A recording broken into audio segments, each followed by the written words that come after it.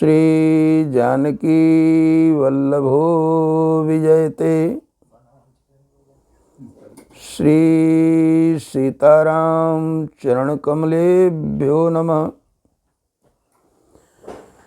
श्री राम राम रघुनंदन राम राम। श्री राम राम भरताग्रज राम राम। श्री राम राम रणकरकश राम राम। श्री राम राम शरणं भव राम राम। श्री रामचंद्र चरणौ मनसा स्मरामि। श्री रामचंद्र चरणौ वचसा गृणामि। श्री रामचंद्र चरणौ शिरसा नमामि। श्री रामचंद्र चरणौ शरणं प्रपद्ये। श्री रामचंद्र चरणौ शरणं प्रपद्ये। धर्म प्रेमी साधक बंधुओं, परम श्रद्धेया मातृशक्ति, आप दैनिक श्री राम कथा के धारावाहिक में पिछले भाग में श्रवण कर रहे थे। सती मोह प्रसंग का प्रथम भाग, जिसमें भगवान शिव जी कुंभज ऋषि के यहाँ कथा श्रवण करने के लिए जाते हैं। साथ में जगत जननी जगदम्बा माँ भगवती सती जी भी उपस्थित होती हैं। लेकिन कथा श्रवण न कर पाने से, कथा में मन न लगाने से उनकी उपस्थिति नहीं दिखाई जाती है। ये बात आप पिछले भाग में श्रवण कर रहे थे। और भगवत कथा का अपमान, ये सीधे सीधे भगवान का अपमान है। भगवान का अपमान किसी से भी हो, कैसे भी हो, दोषपूर्ण माना जाता है, पापपूर्ण माना जाता है और उसका परिणाम अंत में अच्छा नहीं होता है। यहाँ पर एक विशेष संकेत करना चाहूँगा, क्योंकि आम साधक के मन में एक प्रश्न आता है कि वो तो जगत जननी जगदम्बा थी, माँ भगवती थी, क्या भगवान की जो विभूतियाँ होती हैं, क्या उनके अंदर भी मोह आ सकता है? क्या उन्हें भी कोई भ्रम हो सकता है? तो यहाँ पर ये बात समझना बहुत आवश्यक है कि जीव जो करता है वो क्रिया होती है। क्रिया में कर्तापने का अभिमान होता है और कर्म फल पाने की अभिलाषा होती है। जबकि जो लीला होती है उसमें न तो कर्तापने का अभिमान होता है और न उस लीला के फल को पाने की कोई अभिलाषा होती है। क्रिया में और लीला में यही अंतर है।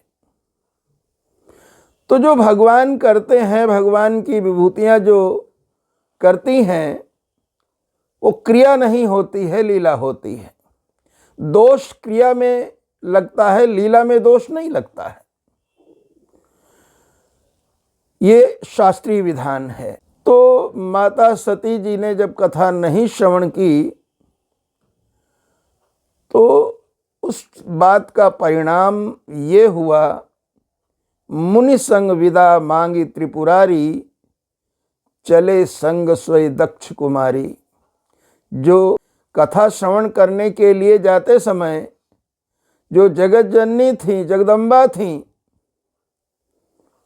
वही भगवती कथा श्रवण न करने पर दक्ष कुमारी कहलाई। ये सीधे सीधे किसी का अपमान है। कई बार अपनी ही बात से, अपनी ही कमी से जीव अपमान का, अनादर का, अपयश का पात्र बन जाता है। इसलिए जो भी करें सोच समझ करके करें, विवेक पूर्वक करें, ताकि परिणाम अच्छा हो।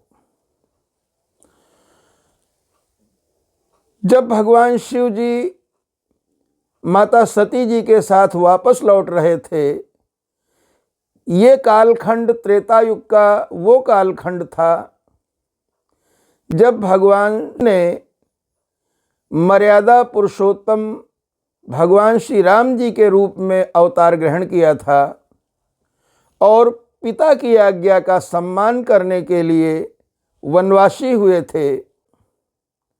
वहीं पर नीच मारीच को साथ में लेकर के कलुषित हृदय रावण ने माता सीता जी का हरण कर लिया। यद्यपि जो कुछ भी होता है ईश्वर की इच्छा से होता है, और रावण ने जो भी किया अपने हाथों से अपने पैरों पर कुल्हाड़ी मारी, अपने हाथों से विनाश के बीज बोए, और वो बीज फिर इतने ज़्यादा घातक रहे कि सारा राक्षस कुल उसमें जलकर नष्ट हो गया। भगवान श्री राम जी ने जब कंचन मृग का वध करके वापस कुटिया में आए तो उन्होंने देखा कि कुटिया में मेरी जानकी नहीं है, और तब भगवान विलाप करते हैं, हे खग मृग हे मधुकर श्रेणी, तुम देखी सीता मृग नयनी, पूछत चले लता तरुपाती, लक्ष्मण समुझावा बहुभांति। कुछ इसी प्रकार का पावन प्रसंग श्रीमद् भागवत में भी मिलता है। श्रीमद् भागवत सभी पुराणों में श्रेष्ठ महापुराण के रूप में जाना जाता है और भगवान का वांगमय विग्रह माना गया है श्रीमद् भागवत को। तो जैसे श्रीमद् भागवत ग्रंथ जो है भगवान का वांगमय विग्रह है, वैसे ही दशम स्कंध में उपस्थित रास पंचाध्यायी नाम का जो प्रकरण है वो भगवान के पंच प्राण हैं, और उसमें भी मुख्य प्राण गोपी गीत है। बड़ा अद्भुत गीत, संसार का सर्वश्रेष्ठ गीत यदि पूछा जाए तो गोपियों के द्वारा भगवान के विरह में गाया गया वो गीत है जिसे गोपी गीत के नाम से संबोधित किया गया। तो वहाँ पर गोपियाँ जब भगवान को पुकार पुकार कर थक जाती हैं और विचार करती हैं कि हम ईश्वर को जितना खोजने के लिए प्रयास करेंगे उतना वो हमसे छुपने का प्रयास करेंगे। जंगल में कंटक हैं, कांटे हैं, नुकीले पत्थर हैं, मेरे प्रभु के चरण कमल बड़े कोमल हैं, उनके चरणों में कहीं कोई कंकड़, कोई पत्थर, कोई कंटक न चुभ जाए। इसलिए गोपियाँ भगवान को खोजना बंद कर देती हैं और फिर भगवान को पुकारने लगती हैं, रोने लगती हैं, रुदन करने लगती हैं। रुरुदुः सस्वरम, बड़ी सुंदर बात है, बड़ा सुंदर संकेत है। एक बात बताओ, गाया स्वर में जाता है, सही है, लेकिन कोई स्वर में, राग रागिनी में रोता नहीं है, रोया स्वर में नहीं जाता है, लेकिन सुंदर स्वर में वो रो रही हैं। यानी गोपियों का रुदन भी गीत बन गया। और मैं तो कई बार कहता हूँ कि जो भगवान के प्रेम में रोता है उसके जन्म जन्म का रोना छूट जाता है। गोपियों ने पेड़ से, पौधों से, पशु पक्षियों से, पुष्पों से, वनस्पतियों से पूछती हैं, क्या आपने मेरे कृष्ण को देखा है? लोग जो है कई बार भजन बोलते हैं, भगवान तुम्हें मैं खत लिखता पर तेरा पता मालूम नहीं। खत लिख तो डालूंगा पर भेजूं कहाँ पे? मुझे आपके पता का ज्ञान नहीं है कि आपका पता क्या है, परमानेंट ठिकाना आपका क्या है, आप हमेशा कहाँ रहते हैं। यद्यपि भगवान ने किसी पुराण में एक बड़ी सुंदर बात कही है कि मेरे भक्त लोग जहाँ पर तन्मय होकर के नाचते हुए गाते हुए मेरा स्मरण करते हैं, वहाँ पर मैं अवश्य मिलता हूँ। मद भक्ता यत्र गायन्ति तत्र तिष्ठामि नारद। नारद जी, क्षीर सागर में मिलूं न मिलूं, वैकुंठ में मिलूं न मिलूं, योगियों के ध्यान में भी मिलूं न मिलूं, पर मेरे भक्त जहाँ भक्ति पूर्वक गाते हैं, मेरे नाम का संकीर्तन करते हैं, मेरे गुणों का गुणानुवाद करते हैं, वहाँ पर मैं अवश्य मिलता हूँ। अभी मैंने पीछे एक बार कहा था कि भगवत कथा का अधिकारी कौन है। तो जैसे श्रोता के अधिकार होते हैं, वैसे वक्ता के भी अधिकार होते हैं। वक्ता कैसा होना चाहिए? बोले हरि गुण गावत पुलक शरीरा। भगवान के गुण गाते हुए शरीर पुलकित हो रहा है, गदगद गिरा, वाणी स्खलित हो रही है, नयन बह नीरा और आंखों से निरंतर अश्रुपात हो रहा है। ये भगवत भक्त की पहचान है। याद रखिएगा, यदि ये भगवान की याद में आंखों से टपके तो मोती है, और संसार के कष्टों से दुखी होकर के, संसार के पीड़ाओं से पीड़ित होकर के यदि आंखों से निकलता है तो ये सिर्फ पानी है। अंतर इतना है, रोते हम सब हैं। कभी आपने विचार किया है? माँ के गर्भ से मृत्यु के बिस्तर तक जीव रोता ही रहता है। देखो, दूसरी चीजें सीखनी पड़ती हैं। चलना सीखना है, बोलना सीखना है, दौड़ना सीखना है, किसी तरह का कोई खेल खेलना है सीखना है, लिखना पढ़ना हर चीज सीखनी पड़ती है। रोना सीखना नहीं पड़ता। लेकिन दुर्भाग्य की बात तो देखो, जीव धन के लिए रोता है, शरीर के लिए रोता है, स्वास्थ्य के लिए रोता है, पारिवारिक समस्याओं के लिए रोता है। लेकिन काश वो प्रभु के प्रेम में रोया होता तो उसके जन्म जन्म का रोना छूट जाता। तो जैसे श्रीमद् भागवत में गोपियां पशु पक्षियों से, पेड़ पौधों से पूछती हुई अपने श्री कृष्ण को ढूंढ रही हैं, वैसे यहाँ भगवान श्री राम जी स्वयं पशु पक्षियों से पूछते हुए, हे खग मृग, हे मधुकर श्रेणी, हे भौरों की पंक्ति, हे पशुओं, हे मृग, हे हिरण, हे सिंह, हे सारस, हे चकोर, हे पिक, हे शुक, क्या आपने मेरी सीता को देखा है? पूछे चले लता तरुपाती। वृक्षों से पूछते हैं, लताओं से पूछते हैं, और जब कहीं से कोई उत्तर नहीं मिलता है तो भगवान सीता के वियोग में, अपनी जीवन संगिनी के वियोग में विलाप करते हैं। और यहां पर एक बड़े राज की बात है, क्योंकि इसी बात को देख करके तो सती जी को मोह हुआ। सती जी कहती हैं कि यदि हमारे भगवान शिव जी महेश्वर हैं तो नारायण भी परमेश्वर हैं। सो सर्वज्ञ जथा त्रिपुरारी। तो ये विलाप कैसे कर रहे हैं? यदि ईश्वर हैं तब तो ये सब कुछ उनकी लीला है, उनको विलाप करने की क्या आवश्यकता है?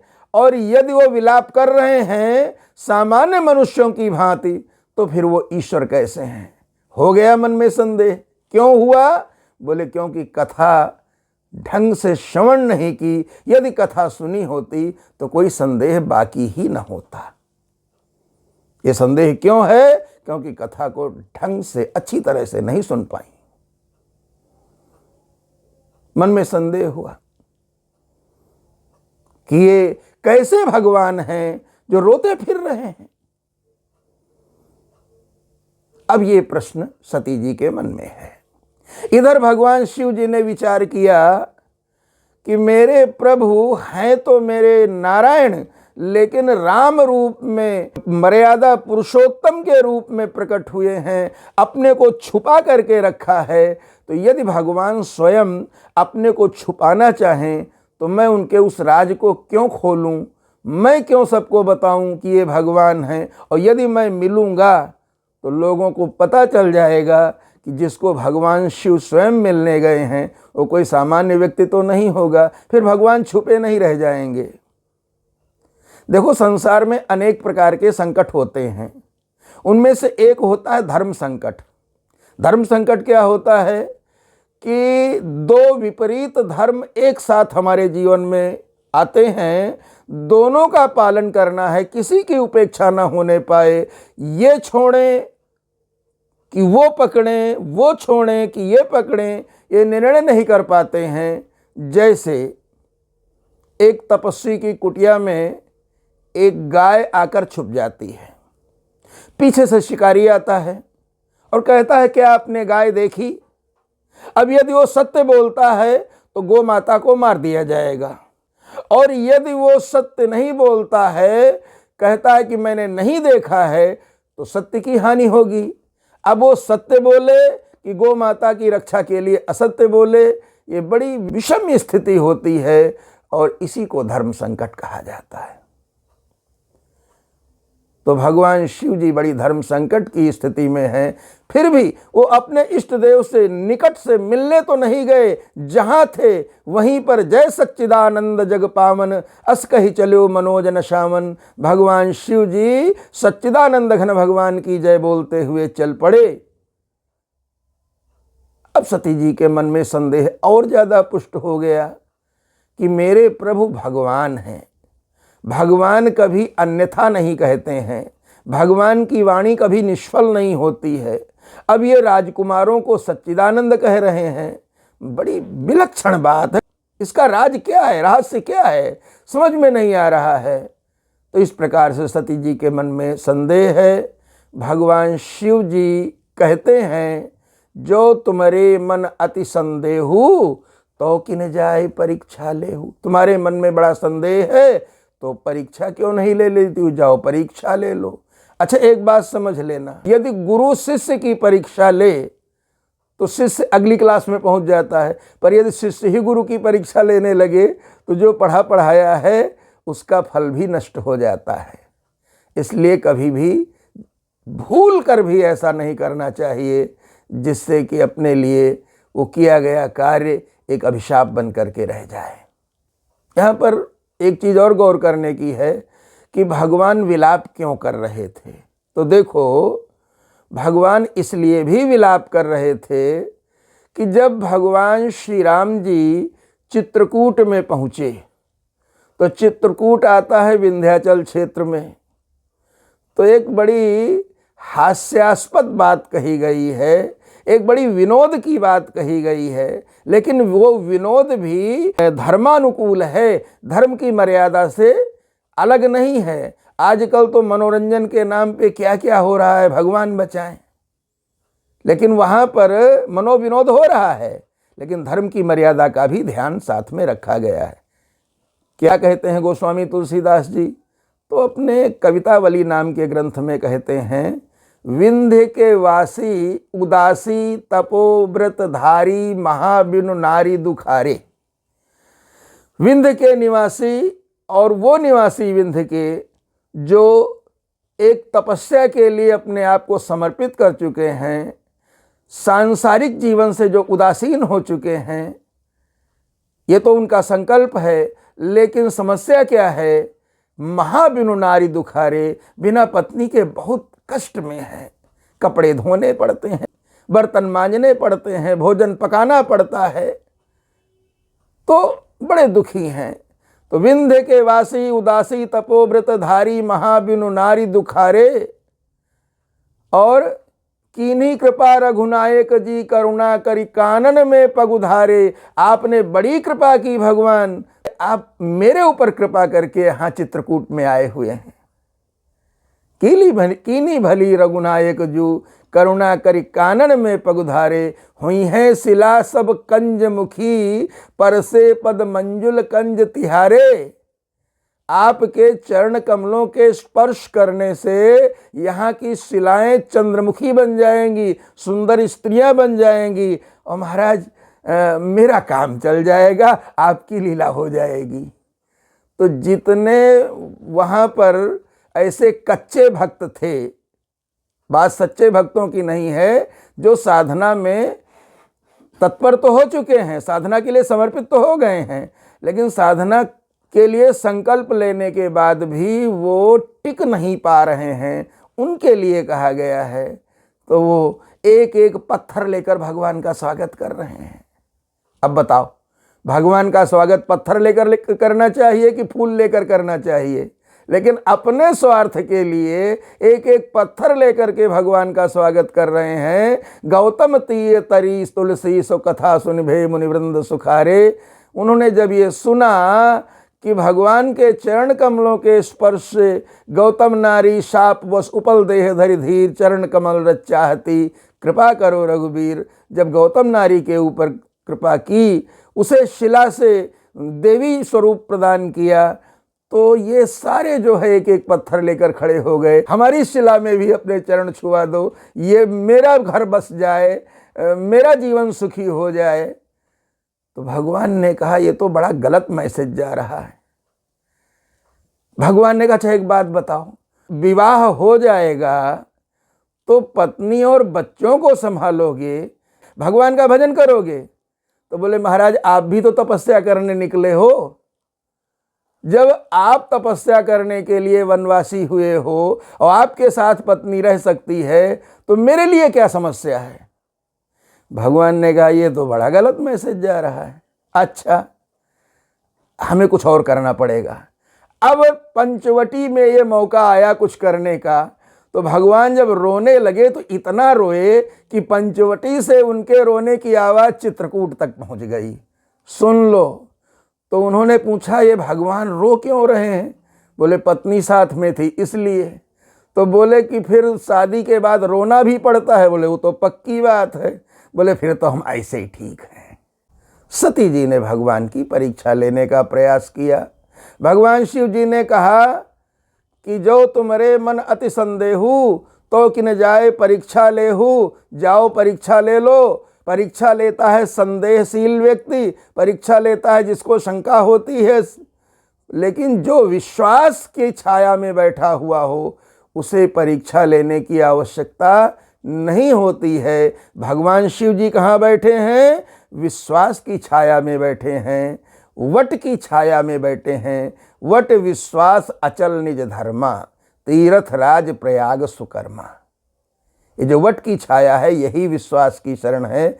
इसलिए हमेशा विश्वास में रहना सीखें, विश्वास में जीना सीखें। देखो, संदेह करके न तो तुम्हारा परमार्थ सुधरने वाला है, न तो तुम्हारा संसार सुधरने वाला है। संदेह अच्छे अच्छे संबंधों को बिगाड़ देता है। इसलिए यदि चाहते हो कि हमारे संबंध मधुर बने रहें, तो कभी भी संबंधों में संदेह का जहर मत घुलने दो। याद रखो, लकड़ी को दीमक खोखला कर देती है, लोहे को जंग खा जाती है। इसी प्रकार से संबंधों को संदेह निगल जाता है। जीवन संदेह वाला नहीं होना चाहिए, जीवन विश्वास वाला होना चाहिए। एक बड़ी अच्छी बात यहाँ पर बताई गई कि सती माता सामने सीता जी का रूप बना के आती हैं। अच्छा एक बात बताओ, लक्ष्मण जी आगे हैं कि राम जी आगे हैं? आगे तो राम जी हैं, क्योंकि बड़ा आगे चलता है, छोटा उसके पीछे चलता है। तो लक्ष्मण जी पीछे चलने वाले हैं। लेकिन सती जी ने जो वेश बनाया सीता जी का, तो ये बात राम जी ने नहीं देखी, लक्ष्मण जी ने देखी। आगे वाला नहीं देख पा रहा, पीछे वाला देख पा रहा है। क्यों? बोले उसका भी एक कारण है। राम जी स्वयं ब्रह्म है और हर जगह वो ब्रह्म ही देखते हैं। लेकिन लक्ष्मण जी ने तो सेवा करनी है, उन्होंने शत्रु भी देखना है, मित्र भी देखना है, यथानुकूल व्यवहार भी करना है। इसलिए लक्ष्मण जी ने देखा, सती जी ने सीता जी का रूप बनाया है। भगवान से कहते हैं, और फिर भगवान कहते हैं, माते वन में अकेले क्यों भटक रही हो? भगवान शिव जी कहाँ हैं? सती जी को बड़ा धक्का लगा, अरे ये तो मुझे पहचान गए। जो कण कण में व्याप्त है उस परमात्मा से क्या छुपा हुआ है भला? उसे तो सब कुछ पता है। तुम छुप करके आओ तो भी वो जानता है, प्रकट होकर आओ तब भी जानता है, अंधेरे में रहो तब भी वो जानता है, उजाले में रहो तब तो वो जानता है ही। भगवान ने सती जी के क्षोभ को दूर करने के लिए अपने स्वरूप को दिखाया, अपने वैभव को दिखाया। अनेक शिव, अनेक ब्रह्मा, अनेक विष्णु, अनेक लोकांतर, सब कुछ अनेक दिखे, लेकिन राम रूप दूसर नहीं देखा, राम जी दूसरे नहीं दिखे। इसका मतलब ईश्वर एक है, इस बात को ध्यान में रखिएगा। अब उसके बाद सती जी आई, भगवान शिव जी ने कहा परीक्षा ले आई। अब देखो, जब इंसान कहीं से फिसलता है तो वो कितनी सीढ़ियां फिसलेगा, इस बात की कोई गारंटी तो होती नहीं। एक बार फिसला तो फिसला, तो पहले कथा नहीं सुनी, फिर परीक्षा लेने गई, भगवान शिव के वचनों पर विश्वास नहीं किया, और अगला पतन कहाँ हुआ? बोले झूठ बोल गई, भय के मारे, डर के मारे, कछु न परीक्षा लीन गोसाई, कीन प्रणाम तुम्हारे नाई। अरे भगवान शिव जी तो सर्वज्ञ हैं, एक सामान्य विवेकी पुरुष भी जान सकता है कि तुम गई थी परीक्षा लेने के लिए और कह रही हो कुछ परीक्षा नहीं ली। ऐसा कैसे हो सकता है? यदि हमारी ही तरह प्रणाम करना था तो फिर यहीं से प्रणाम कर लेती, क्यों गई थी वहां पर? लेकिन भगवान शिव जी ने कुछ नहीं कहा और मन में संकल्प ले लिया। तब शंकर देखे उधर ध्याना, सती जो कीन चरित सब जाना। देखा इन्होंने तो मेरी आराध्या माता सीता जी का रूप बनाया है, और जिस सती ने सीता जी का रूप बनाया है उस सती को मैं पत्नी रूप में तो अब ग्रहण नहीं कर सकता हूँ। और शंकर भगवान के मन में एक बहुत बड़ा विषाद है, बहुत बड़ा क्षोभ है। किस बात का? कि परम पुनीत न जाए तजी, उनके विचारों में, उनके जीवन में, उनके कार्यों में, उनकी वाणी में कोई दोष नहीं है, लेकिन किए प्रेम बड़ पाप। उनसे पत्नी भाव का प्रेम करने से बड़ा पाप लगेगा, क्योंकि मेरी माँ, मेरी आराध्या, मेरे इष्ट देव प्रभु राम जी की स्वधर्म भार्या माता सीता का रूप इन्होंने बनाया है, इन्हें अपनी पत्नी के रूप में स्वीकार नहीं कर सकता हूँ। तो त्यागना भी बड़ा मुश्किल है, अपनाना भी बड़ा मुश्किल है। अंत में भगवान शिव जी ने निर्णय ले लिया कि यही तन सती भेंट अब नाही, शिव संकल्प कीन मन माही। भगवान शिव जी ने ऐसा संकल्प ले लिया, इस शरीर से सती जी से पत्नी के रिश्ते से मिलन नहीं होगा। देवताओं ने पुष्प वर्षा की, जय जयकार की, हे भगवान शिव आपके जैसी प्रतिज्ञा भला और कौन ले सकता है। यद्यपि सती पूछा बहुभांति, अनेक प्रकार से सती जी ने पूछा, तदपि न कहो त्रिपुर आराती, फिर भी भगवान शिव जी ने उनके सवाल का जवाब नहीं दिया। इस प्रकार से अब आ गए कैलाश पर्वत पर, और वहाँ वट की छाया में, देखो भगवान शिव जी जब भी विराजमान मिलते हैं वट की छाया में, विश्वास की छाया में विराजमान होते हैं।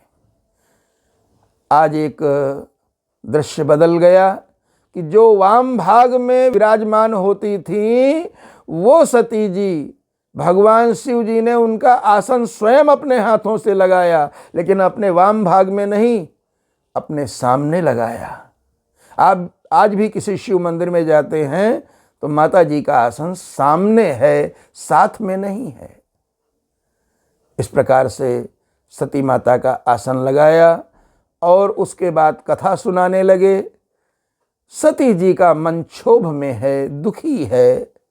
देखिए वहाँ पर कथा नहीं सुन सकी थी, क्यों? मन में ये भाव था कि मैं दक्ष कन्या हूँ, और यहाँ इसलिए कथा नहीं सुन पाई कि मन में क्षोभ है। भगवान शिव जी ने बड़ा प्रयास किया समझाने का, कथा सुनाने का। जब कथा नहीं सुनी तो क्या किया भगवान शिव जी ने? यदि कोई कथा नहीं सुन रहा है तो जबरदस्ती सुनाई भी नहीं जा सकती। भगवान शिव जी ने कहा कि यदि तुम मेरी बात सुन करके कथा नहीं श्रवण कर रही हो तो ठीक है, मैं तुम्हारे लिए अपनी शांति क्यों खोऊं, वैसे तो मैं तुम्हें शांति प्रदान करना चाहता था, लेकिन यदि ईश्वर को कुछ और ही मंजूर है तो मैं भला उसमें क्या कर सकता हूँ। और इस प्रकार से विचार करके भगवान शिव जी समाधि में डूब गए। और 1-2 साल नहीं, बीते संबत 87 जगी समाधि शंभु अविनाशी, 87,000 साल की समाधि लगी। तब भगवान शिव जी समाधि से निवृत्त हुए और राम नाम जब सुमिरन लागे, जाने सती जगतपति जागे। जब राम नाम का स्मरण किया तब सती जी को पता चला कि मेरे प्रभु की अब समाधि अवस्था छूट चुकी है, सामान्य स्थिति में आ चुके हैं। और तब सती जी पास में गईं, प्रणाम किया, लेकिन फिर भी मन का क्षोभ नहीं जा रहा है। आपने अनुभव किया होगा, सुख का समय बीतते हुए देर नहीं लगती, लेकिन यदि वही समय किसी शोक में हो, दुख में हो, पछतावे में हो, तो एक एक क्षण बीतने को नहीं आता है। और आप कल्पना करो कि 84,000 साल तक माता सती जी कितनी पीड़ा झेली होंगी कि भगवान शिव जी ने मेरा परित्याग कर दिया। इससे तो अच्छा ये है, जो प्रभु दीन दयालु कहावा, आरत हरण वेद जस गावा, सत्य संध प्रभु विनती मोरी। हे मेरे प्रभु, मैं आपसे विनती करती हूँ, यदि आप वास्तव में दीन बंधु हैं, अशरण शरण हैं, भक्त भयहारी हैं, तो आप ऐसी कृपा कीजिए कि जल्दी मेरा शरीर छूट जाए। क्योंकि कभी कभी जीवन बड़ा यातनामय, बड़ा कष्टमय हो जाता है। तब जब जीना मुश्किल हो जाता है तो व्यक्ति को मृत्यु का स्मरण होता है, वो मरना चाहता है। नहीं तो जीवन तो सबको प्यारा होता है, पर कभी कभी पीड़ा इतनी बढ़ जाती है जीवन में कि जीना उसके लिए संभव नहीं लगता। तब वो मृत्यु के बारे में सोचने लगता है। यद्यपि हम इस बात का समर्थन नहीं करते हैं। जीवन हमेशा आशावादी होना चाहिए, जीवन हमेशा पॉजिटिव होना चाहिए, जीवन हमेशा अच्छा सोचने वाला होना चाहिए।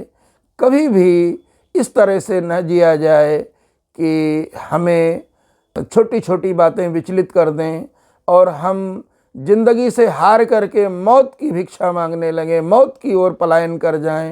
ये कोई बहुत अच्छी स्थिति नहीं है। लेकिन फिर मैं कहता हूँ कि कोई मरना भी तो नहीं चाहता है।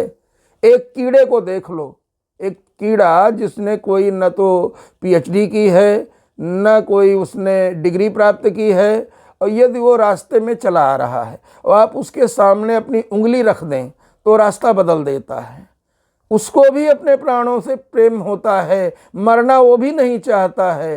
एक नाली का कीड़ा भी नहीं मरना चाहता है। जिसे जीवन मिला है उस हर जीवधारी को अपने जीवन से प्रेम होता है। देखो, जीवन मिला है, अच्छी बात है। मनुष्य जीवन मिला है और अच्छी बात है। अच्छे माता पिता के यहाँ जन्म हुआ और अच्छी बात है। अच्छे संस्कार मिले और अच्छी बात है। जीवन के किसी मोड़ पे सद्गुरु मिले, बहुत अच्छी बात है। लेकिन बंधुओं, एक बात याद रखिएगा, हमारा जीवन कितना बड़ा है ये बात कीमती नहीं है, हमारा जीवन कैसा है ये बात बहुत ही कीमती है। इसलिए भले ही हम अधिक न जिएं, पर जितना भी जिएं, जिंदगी को लगे कि हमें कोई मिला तो है। जिंदगी आपको पाकर के मुस्करा उठे, धन्य हो जाए कि कोई भला बंदा हमें मिला है, ऐसे जीना चाहिए। वो कहते हैं ना, न मुंह छुपा के जियो और न सर झुका के जियो, गमों का दौर भी आए तो मुस्करा के जियो। जिंदगी जिंदा दिली का नाम है, मुर्दा दिल क्या खाक जिया करते हैं। आज इतना ही। इसी क्रम में आप आगे श्रवण करेंगे। सर्वे भवन्तु सुखिनः, सर्वे सन्तु निरामया, सर्वे भद्राणि पश्यन्तु, मा कश्चित् दुःख भाग् भवेत्। हरि ओम। शांति शांति सुशांतिर्भवतु। ओम।